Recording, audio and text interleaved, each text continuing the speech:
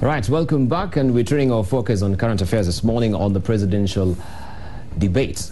Does style matter over substance? That's the biggest question. And they say you can't judge a book by its cover. Well, it's a time-honored saying. We're supposed to look for content and not make judgments based on appearances. But when it comes to presidential debate, should we really decide based on how a candidate conducts himself or herself rather than on accomplishments or proposals? What's your take? Are televised debates more a matter of style over substance? Will style, charisma, and image matter over substance when it comes to choosing your next president?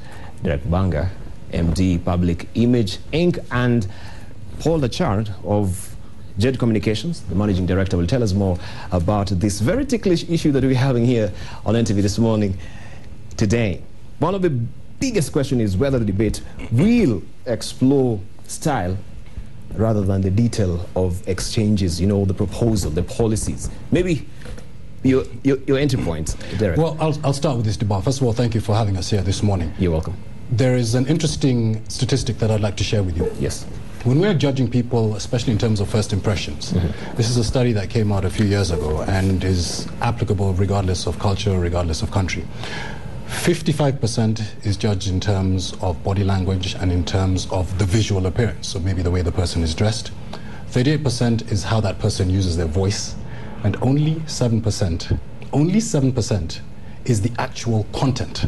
7%. Only 7% is the actual content. We have already made a huge judgment based on whether there's believability and credibility based on some of these other cues. And I love what you said at the beginning there. Does style matter over substance? That's actually what we're here to discuss. Because Paul and I firmly believe that style plays a huge role, if not a bigger role than substance. And certainly when it comes to something like a debate. But when you talk of substance, truly, we look at their manifestos, and all of them, they are more or the same. They're actually the same if you look at the manifesto. In fact, there's an interesting caricature by Gado, where Wanjiku was looking at their manifestos and they were trying to look at this men, you know, they actually had these raincoats. So we could see their backs, but now Wanjiku could see what is in front. And you see, she said they are all the same. They are all the same. So when it comes to substance, there is a possibility that we'll rule out the substance and look at the style, because everyone is talking about the foreign policy, everyone is talking about the employment. What is your take, Paul? I'm not going to be presumptuous and assume that all the manifestos are similar, because I haven't had a look at all the manifestos. But, you know, what I can be able to say is the delivery and the style will be of the essence in this particular debate. We noticed during the first debates in the US that the performance of Barack Obama after the debates had a definite implication with on the races after. I mean, the polls tightened, so I think style will definitely be of the essence. So style will take the cake. You know, according to Times Magazine, they said that the public presidential debate that was actually beamed through the television really gave a handy opportunity for the citizens to judge their candidates, you know, in a very different way. What different way will this be? Well, that's the whole thing about debates.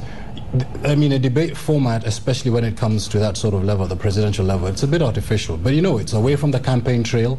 It's away from, you know, perhaps the studio interview. It's a time now for us to see the two candidates articulate the issues that they're passionate about, articulate the things that are going to differentiate them, and really show us, the voters, that you are the man or the woman to lead this country. And it brings about so many qualities. Leadership, I've talked about, credibility, believability, likability. All these factors go into swaying us, the voters, whether on the day of the polls we should vote for you, whether at the gubernatorial or the presidential level. I have certain attributes that I talk about and I think will be of the essence when it comes to these debates. Aspects like credibility. You know, will your words really become, you know, will your words be translated and become deeds that meet the needs of the voters? That's something that people will be looking at. Humility. What people want to see on TV, are you expressing humility? People also want to see goodwill. How do you have the best interests of voters at heart? Passion. We've got to see that you really want to get that job. You know, it has to come out. We also want to look at, voters will also be looking at trust and likability, aspects like those. So all those factors come into play, and aspirants need to be aware of them. But when you talk of humility, it becomes a very dodgy ground to really gauge someone on humility, because then how do you describe someone is humble? Is it the way they're walking slowly or talking slowly? Is that a humility? What would be humility to you? Well, I mean, for me, humility is simply, for example, if somebody is challenged on a particular tough issue or challenged on something that they perhaps have been really putting forward on the stump or on the campaign trail, how does this person now, when they are confronted, when they're challenged by their opponent, how do they respond to this? Are they responding aggressively? Are they able to respond to this? Are they able to articulate their point of view without necessarily becoming violent, for example? So for me, that's part of the humility that we want to see. I mean, there's so many characteristics that go into leadership. And when the camera is on you for those 30, 45, 90 minutes, however long the debate is, all these qualities need to come through. In fact, I'm going to throw in a few more. There needs to be something called presence. There needs to be something called polish. There needs to be something called professionalism. The microscope is on you. And we, the voters, are looking at you and judging you based on your nonverbal communication, based on your articulation, based on your communication style, whether you have these qualities that we want in a leader. Right. You wanted to chip in on that? Yeah, I would be able to say that by the time you're running for president, you probably are quite prominent in society. You probably have achieved quite a bit. And it's of the essence for you to express some aspect of humility. And you can do this through self-deprecation. You know, when you're out there, you can be able to do that. You can project humility. And for some reason, voters get to connect with someone when they perceive that you have humility. They do get to connect. Right. And yes, and maybe I can talk a little bit about communication styles, because communication styles will be of the essence. It's important for us to be able to know, for each of the candidates to know what their communication styles are.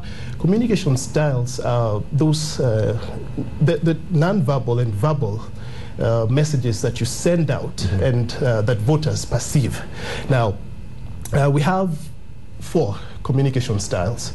We have the direct communicator, we have the spirited communicator, we have the considerate communicator, and the systematic communicator. Now, none of these styles is inferior or superior to the other, but each one of them has certain strengths and weaknesses. I'll give an example of the direct communicator. The direct communicator is that candidate who is probably extremely forceful, straight to the point, lacks any emotional connections, and does not believe in a lot of personal small talk. Doesn't do that. Now, on the campaign trail, when you're meeting voters, or even when you're on TV, it's not so much, and they're also very logical. It's not so much about logic.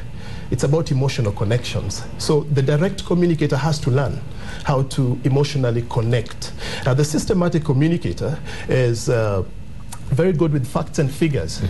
In the debate format, this is a guy who will be able to quote a lot of statistics. I think I should be taking my notes now. This is a guy who will be able to quote a lot of statistics.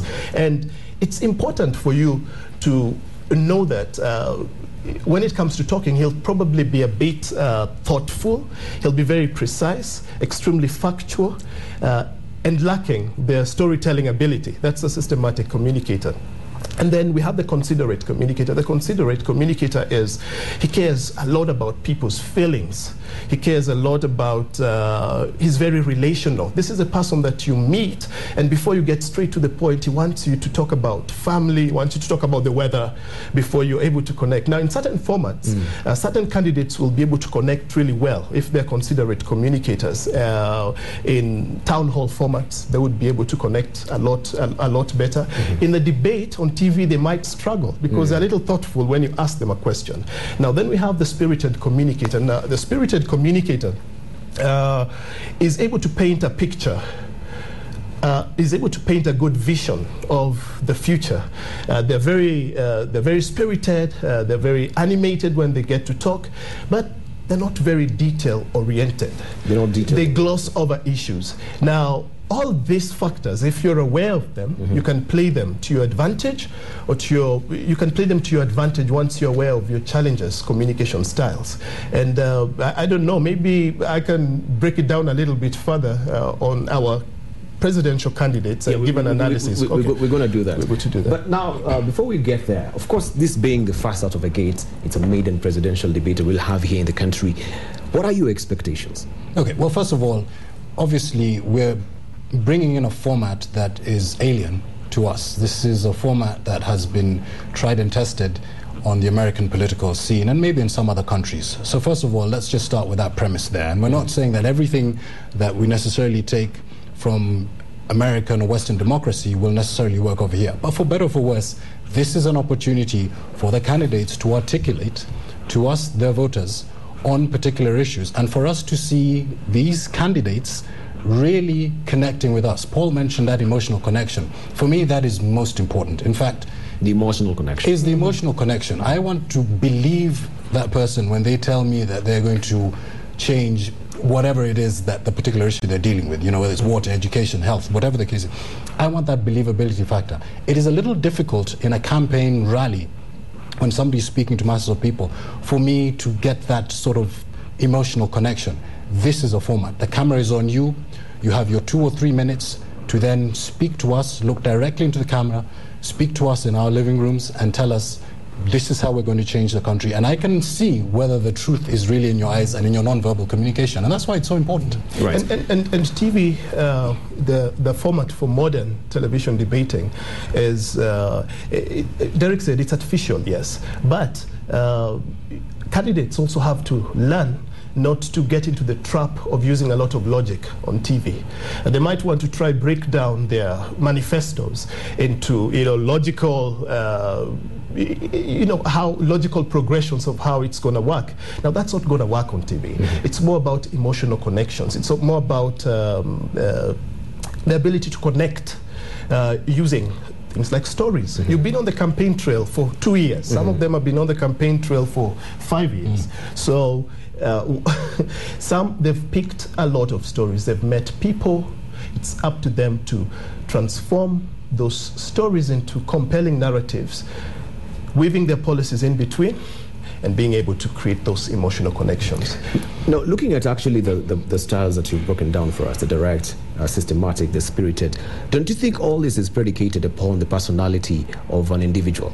And we can classify them according to the way the Team Lahai has actually classified these people. Also, the scientists have classified them. You being a sanguine, you being phlegmatic, you being a melancholic and all that jazz. Do you think that really matters? Because, yes, if I'm trying to look at someone like Peter Kenneth, for instance, it comes across as a very melancholic person. It looks like they're counter type, rigid and, formalities and, yeah, so we'll do those comparisons. But I want you to tell me. Sure. You bring up an interesting point. And yes, personality does have a large part to play. But you know what is going to be key?